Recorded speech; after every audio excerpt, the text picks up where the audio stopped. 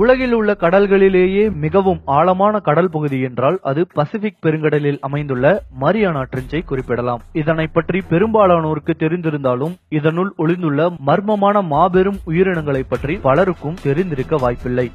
உலகிலேயே மிகவும் உயரமான பகுதி எவரெஸ்ட் என்றால் உலகிலேயே மிகவும் ஆழமான மற்றும் ஆபத்தான பகுதி இந்த மரியானா ட்ரென்ச் தான்.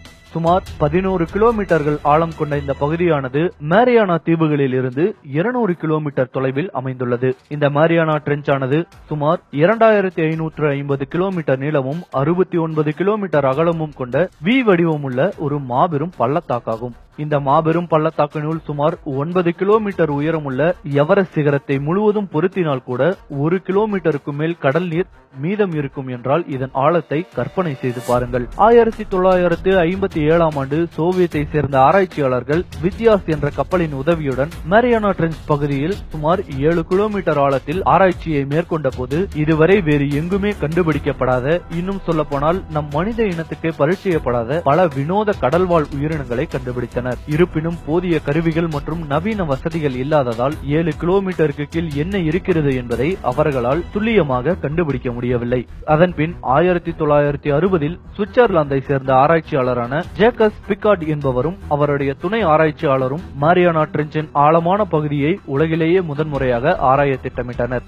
இதுவரை ஒளியே கண்டிராத சுமார் 11 கிலோமீட்டர் ஆழத்தில் உள்ள சேலஞ்சர்ஸ் டீப் என்று அழைக்கப்படும் இந்த இடத்தை ஆராய்ச்சி செய்வதற்காக நவீன நீர்மூழ்கி கப்பலின் உதவியுடன் உள்ளே சென்றனர். சுமார் 11 கிலோமீட்டர் ஆழத்தில் நீரின் அழுத்தமானது மற்ற கடல்களை விட 1100 மடங்கு அதிகமாக இருக்கும். அதாவது ஒரு சதுர அடிக்கு சுமார் 3 டன் என்ற அளவில் அழுத்தம் இருப்பதால் அவர்களால் 20 நிமிடத்திற்கு மேல் அங்கு இருக்க முடியவில்லை. இருப்பினும் அந்த குறைந்த நேரத்தில் நீர்மூழ்கியின் போர்ட்ஹோல் வழியாக பல புதிய உயிரினங்களை கண்டதுடன் தொலைவில் ஒரு ராட்சத வடிவிலான உயிரினத்தையும் கண்டுள்ளனர். ஆனால் அது சில வினாடிகளுக்குள் திடீரென காணாமல் போனதால் அது என்ன உயிரினம் என்று அவர்களால் தெளிவாக கூற முடியவில்லை.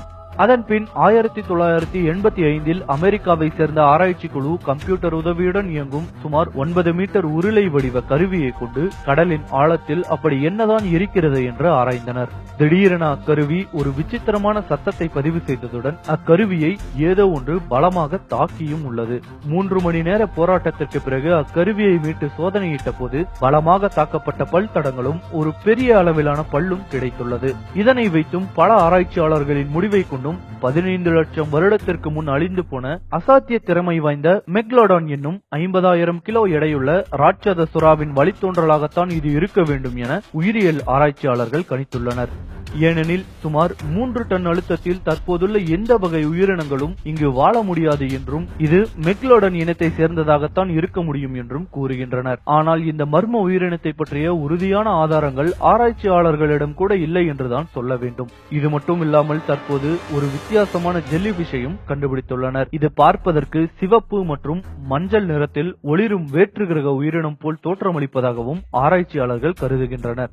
முற்றிலும் ஆராய்ச்சி செய்யப்படாத இந்த மரியானா ட்ரென்ச்சினை முழுமையாக ஆராய்ந்தால் இன்னும் நம் கற்பனைக்கு எட்டாத பல உயிரினங்களை கண்டறிய முடியுமாம்.